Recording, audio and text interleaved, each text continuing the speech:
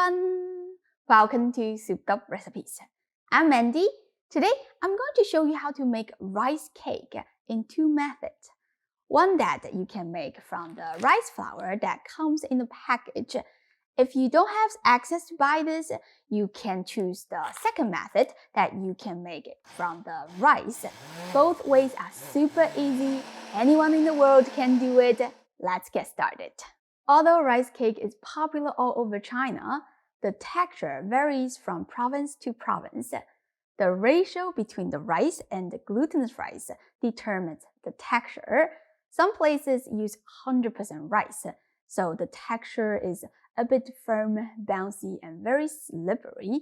This is more for like savory kinds of recipe. Some places will use all glutinous rice, so the cake will come out gooey, sticky, and stretchy. This is more for dessert. However, most places like to do a mix of both, which is what we are making today. So here's my ratio: 100 grams of glutinous rice flour and 300 grams of rice flour. You can play around the ratio to find the best texture that you prefer. Pour in 300 grams of room temperature water. Stir it at the same time.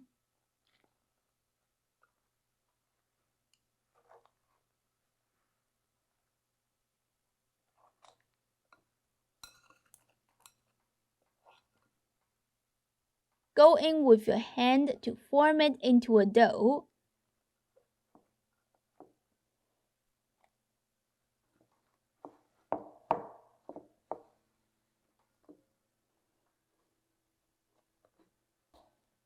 Divide it into 6 parts. Just go with your eyes. Don't need to use a scale.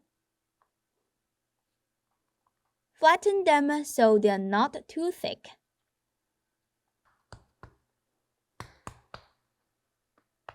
Place a wet cheesecloth in the steamer to prevent sticking.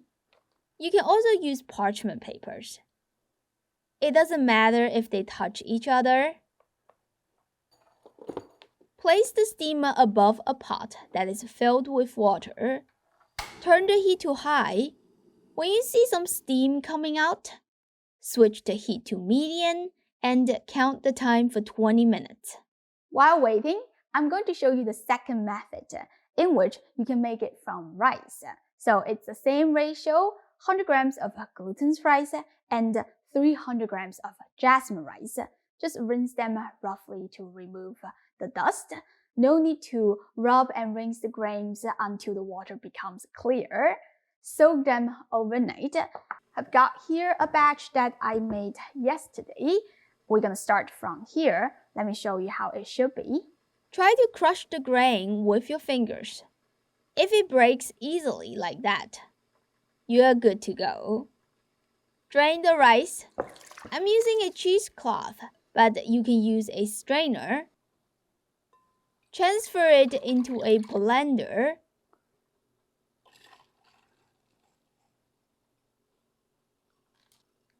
Add just enough water to blend until smooth.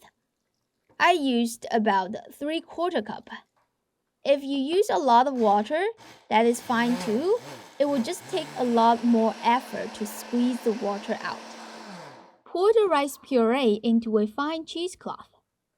For this method, I can't give you an exact water ratio. You have to do your best to squeeze. It will take some time and quite a lot of force.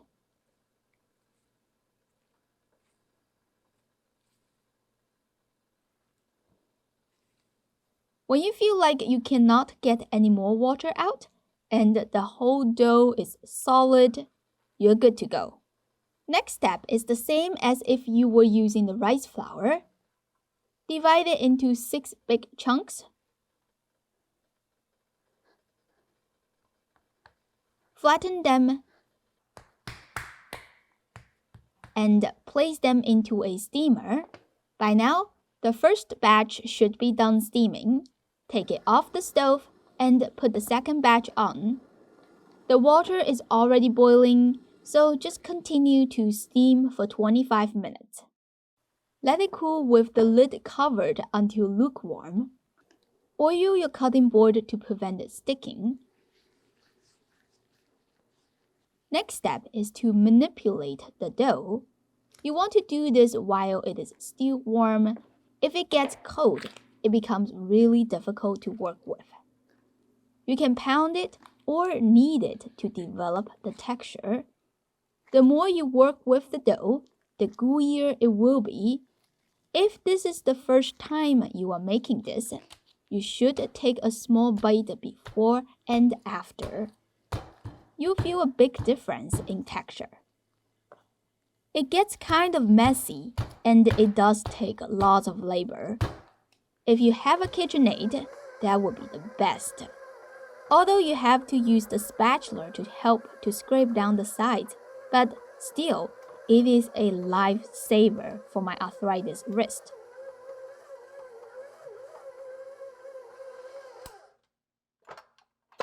You will know it is done when the dough becomes soft and smooth. There's no lumps anymore.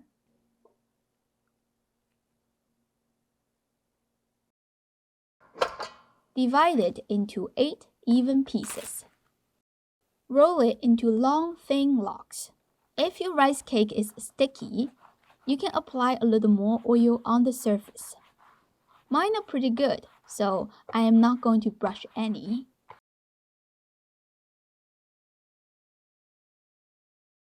Cut them into long cylinders.